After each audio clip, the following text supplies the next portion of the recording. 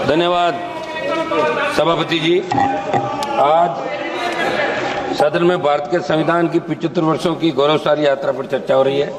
सभापति जी, सदन के साथी विद्वान सदस्यों ने पक्ष विपक्ष दोनों तरफ से, और खुशी की बात यह भी है कि 7 घंटे से अलग अलग विचार आए, उधर से भी आए, इधर से भी आए, और सारी बात खुल के आई। निश्चित रूप से वर्ल्ड के अंदर हिंदुस्तान सबसे बड़ा लोकतांत्रिक देश है और दूसरे देश हिंदुस्तान को फॉलो करते हैं। प्रत्येक धर्मनिरपेक्ष देश में या प्रत्येक धर्म को मानने की एक हर व्यक्ति की आज़ादी है, और जो संविधान ने हमें ताकत दी है, शायद वर्ल्ड के किसी देश में इतना ताकतवर संविधान कहीं का नहीं होगा कि लोकतांत्रिक मूल्यों की जो रखवाली हिंदुस्तान के अंदर होती है वो वर्ल्ड के किसी अन्य देशों में नहीं होती। उदाहरण के तौर पर हिंदुस्तान को लिया जाता है, वर्ल्ड का सबसे बड़ा देश भी।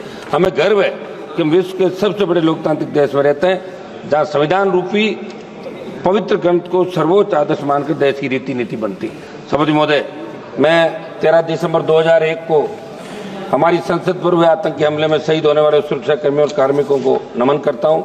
मैं नमन करता हूँ बाबा साहब भीमराव अम्बेडकर जी, सर छोटू राम जी, शिवाजी महाराज, महाराजा सूरजमल जी, चंद्रशेखर आजाद जी, अशफाक उल्लाह खान जी और भगत सिंह जी तथा सुभाष चंद्र जी बोस और उनके जैसे वीरों और महापुरुषों को नमन करूंगा। भगवान बिरसा मुंडा जी, सरदार उधम सिंह जी को और जलियांवाला बाग में शहादत देने वाले वीरों और राजस्थान के मानगढ़ में शहादत देने वाले मेरे वीर आदिवासियों को। महोदय, जिनकी वजह से देश आज़ाद हुआ, जिनकी वजह से आज़ाद भारत में संविधान अंगीकृत हो, उनका मान सम्मान करना हमारा परम कर्तव्य है। बाबा साहब अम्बेडकर जी ने कहा था कि संविधान मात्र कानूनी दस्तावेज नहीं है, ये हमारे जीवन का सारथी है और सामयिक आवश्यकताओं के अनुरूप है। सभापति महोदय, हिंदुस्तान में प्रत्येक नागरिक को वोट का अधिकार देने की पैरवी बाबा साहब ने करी।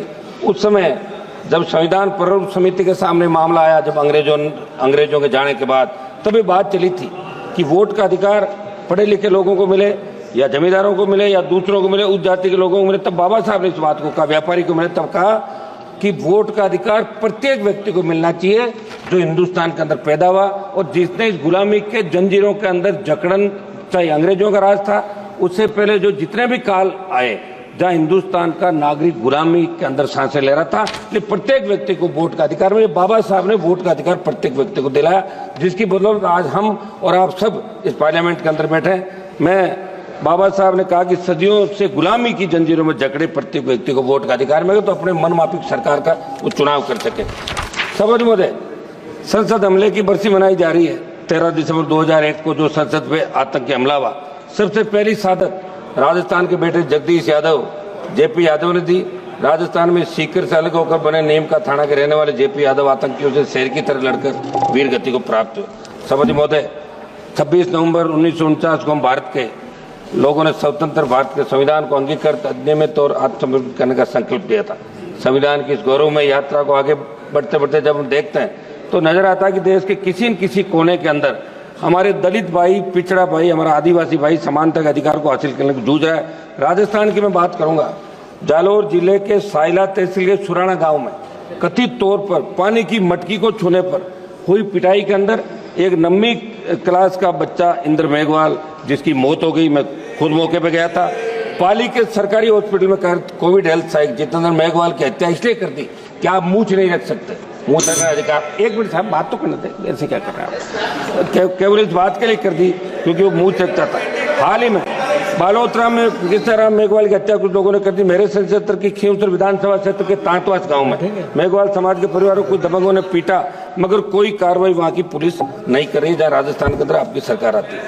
मैं मांग करूंगा कि आजादी के 75 साल बाद दलितों को, पिछड़ों को, सबको उनका हक और अधिकार मिले, और जो कानून है उसके दायरे के अंदर प्रत्येक व्यक्ति को न्याय कैसे मिले, यह आप लोग इसके अंदर कराएं। राष्ट्रपति महोदय ने 26 नवंबर 2024 को कहा था कि बाबा साहब अम्बेडकर जी की प्रगतिशील और समाज सोच के छाप हमारे संविधान पर अंकित है। इस बात को देश की सरकार आमसद करे और सोचे कि बाबा साहब की समाज सोच के अनुसार कार्य क्यों नहीं कर रहे हैं। भाजपा के साथी सदस्यों ने देश में लगाया गया आपातकाल का जिक्र किया। हम भी ये कहते हैं कि आपातकाल गलत लगा था, बहुत से लोगों को तकलीफ पड़ी, बहुत से लोगों को जेलों में रहना पड़ा, ये अच्छी नहीं थी, लेकिन इंदिरा गांधी जी की दृढ़ इच्छा शक्ति ने एक झटके में बांग्लादेश को पाकिस्तान चालक कर दिया था और पाकिस्तान को सबक सिखाया था। इस बात को भी आपको याद रखना है। एक मिनट साहब, समय दें साहब आप। हम उस समय तो घोषित आपातकाल कर, लेकिन आज जो अघोषित आपातकाल है उसका क्या कोई भी सिस्टम के खिलाफ बोले? सीबीआई ईडी जैसी एजेंसियां उनकी आवाज को दबा देती है। लोकतंत्र में सभी अधिकार समान रूप से लागू होने के बावजूद इस देश के अन्नदाताओं को एमएसपी पर कानून बनाने की मांग, काले कानून वापस सहित अन्य मांगों के लिए लंबा आंदोलन करना पड़ा। सबसे मतलब 1-2 मिनट में मेरी बात समाप्त कर रहा हूँ। 700 से ज्यादा किसान शहीद हुए।